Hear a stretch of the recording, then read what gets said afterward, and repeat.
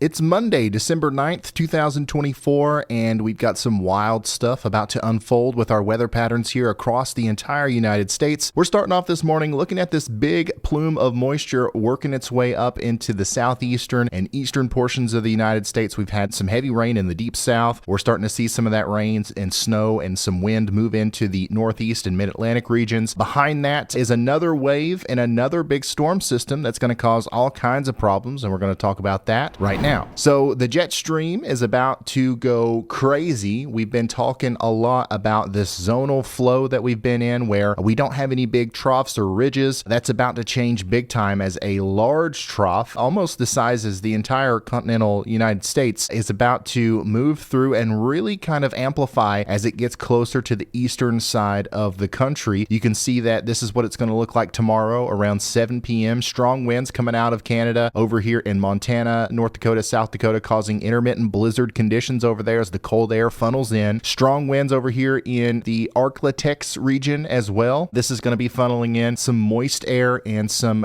somewhat unstable air into the deep south. Put everything together and you're going to get rain and storms on the southern side and snow and cold air on the backside. And that's going to just kind of continue to get more and more intense as we go into the day on Wednesday. Very strong mid-level winds here, 110, 115 mile per hour winds, couple thousand feet above your head in places like Atlanta, Georgia. This is going to translate down to the surface a little bit, especially in the Appalachian Mountains. Some very strong winds are going to be possible here, but mostly this is just going to cause some rain and some thunderstorms in the deep south, and once again some very chilly air and some snow on the backside. Things get a little bit more interesting later in the day on Wednesday as the trough takes a negative tilt. Whenever you see the bottom of the trough pointing towards the south and east like this, we get a little bit better mixture where the warm air is allowed to kind of flip back into the cold part of the storm a little bit more efficiently, and this is when the low pressure center is really allowed to deepen, and that's likely what's going to happen here on Wednesday as maybe a full-on snowstorm is going to take place back here in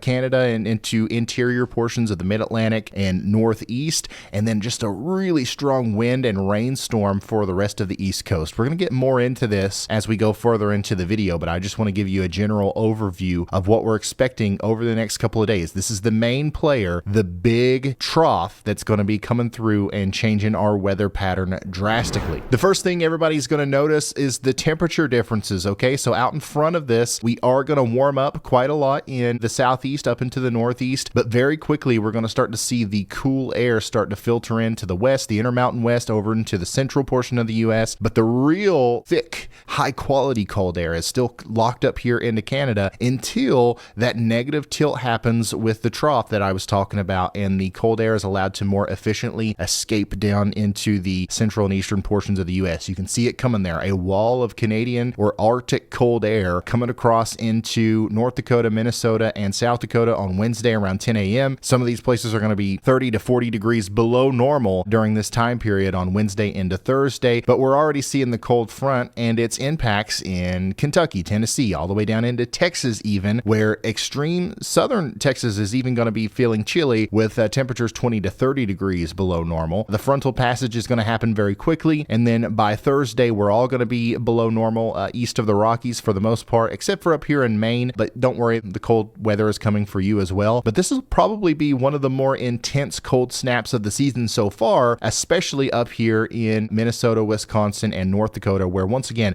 maybe some places are going to be getting 45 degrees below normal with our temperatures up here. And what does that mean? Well, it means it's going to get cold even when we're not factoring in the wind chill, which is going to add a lot to this. We're going to be on Wednesday morning around 11 a.m. negative 16 up there in northern North Dakota, negative 10 in northern portions of Minnesota, but it gets even colder, negative 30 in those same areas on Thursday morning, and that's with no wind. Add the 30 to 40 mile per hour wind gusts that we may be seeing on top of this, and we're going to be talking about negative 50 wind chills. We're talking about the kind of air that if you're outside for a couple of minutes, you could get hypothermia and frostbite. So a very dangerous cold air coming into the extreme northern portions of the United States. Some of that is going to bleed over into the upper Midwest and the Great Lakes region as well. And of course, some of it is even going to make it into the south. It's not going to be quite that cold, but it's certainly going to be colder than what we're used to. As we push the European temperature forecast into the future, you can see the big plume of moisture that's that's going to be kind of pulling up out in front of the cold front here on Wednesday. This will be fueling some isolated thunderstorms and some rain from the I-95 corridor down into eastern portions of Florida. But look at all that cold air back here raring up and ready to unleash across the rest of the eastern U.S. And you can see we're going to be down in the 20s in Pennsylvania, in the teens in Pennsylvania, 7 a.m. Thursday, in the 20s and teens in Kentucky, and even down below freezing as far south as Birmingham and Atlanta. It gets close to 0 in Chicago, upper teens in Detroit. So you can see that there's going to be lots of cold air to work with all the way through Saturday and Sunday, where we will probably start seeing a little bit of a warm up after this cold snap. Now, there's a lot going on here, but before we go any farther, we have to shout out today's awesome sponsor. Delete Me, your personal data is yours again. Did you know that there are companies out there called data brokers that are actively selling your personal information online? I don't care who you are or how important you think you are, they're still after it and they're still making money off of it. When I figured this out, that's the moment I started using Delete Me. Their privacy experts have already removed my information from hundreds of data broker websites. What I love the most about Delete Me is that they handle everything, okay? It's easy. They continuously monitor these sites and remove your information whenever it pops up again, and then they send you detailed reports showing what they've done. This is a serious issue. You know what I always say, don't be scared, be prepared. Same deal here. You got to get prepared just in case a bad thing were to happen or if the wrong person was to get a hold of your information. If you want to protect your personal information like I have, go to this link right here or the link in the description and use this code, and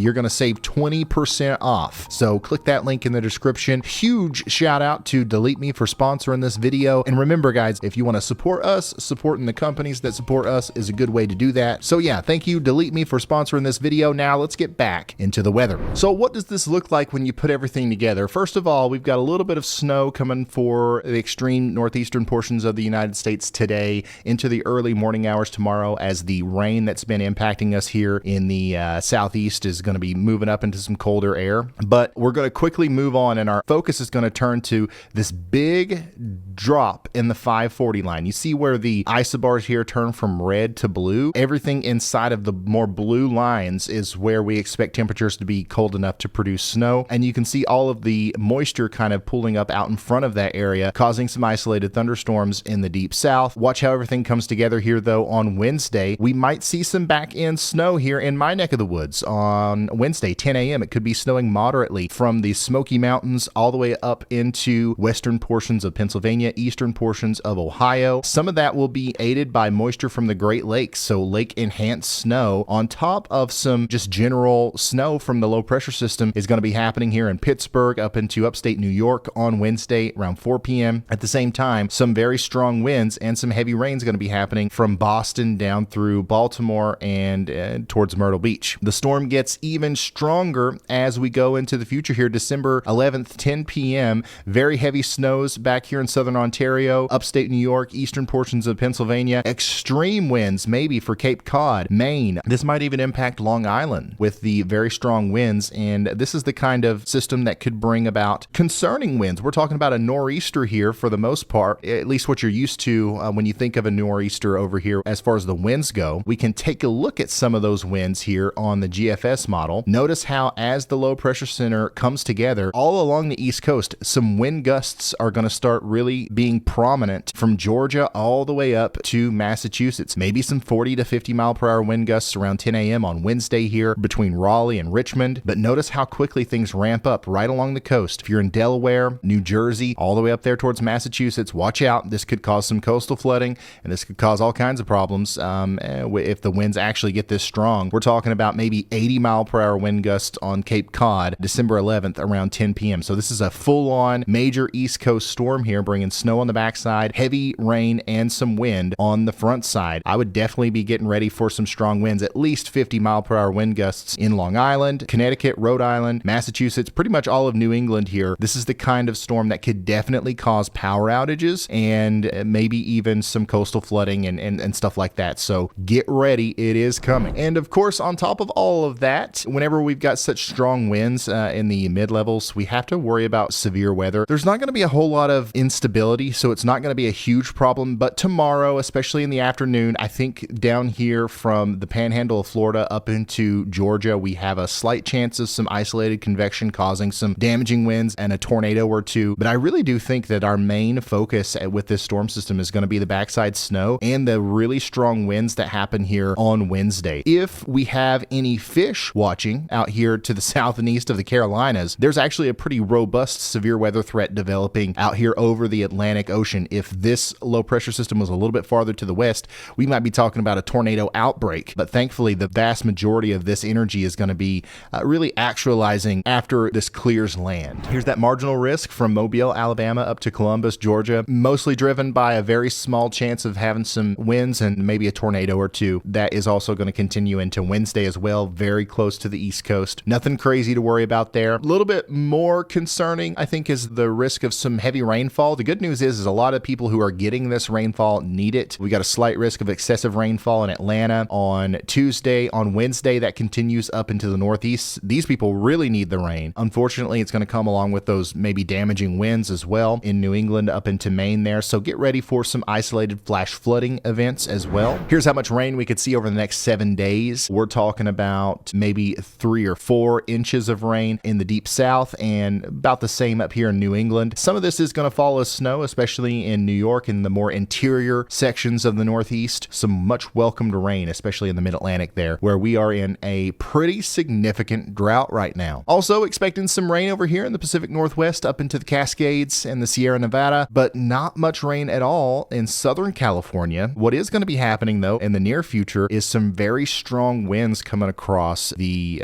southwestern portion of the United States, some Santa Ana winds, and couple that with literally no precipitation over the next 7 days and the very low relative humidity levels, and we've got ourselves a PDS red flag warning. Okay, so the National Weather Service has issued a particularly dangerous situation red flag warning for the Los Angeles area, and we do believe that there's going to be some big time wildfires associated with this. On top of the wildfire risk, this is just generally going to be some strong winds. 60 to 70 mile per hour winds are going to be possible all across southwestern portions of California. This is going to cause down trees, power lines, and also power outages. That's going to be a big problem. 50 to 80 mile per hour wind gusts, even just a couple of fires spark up. This could lead to widespread destructive wildfire conditions. There's a lot of gas out there. There's a lot of dry material to burn. So if you live out here in LA and Ventura counties in southwestern portions of California, please be hyper vigilant and make sure you're paying attention to your local National Weather Service, because it's going to be a serious situation from about 10 p.m. today until 2 p.m. Tuesday, especially with those wildfires. So make sure you're keeping an eye on that, and we will keep you updated here on the latest. Looking farther into the future, things are going to be warming up for the vast majority of us after this big trough moves through. Of course, all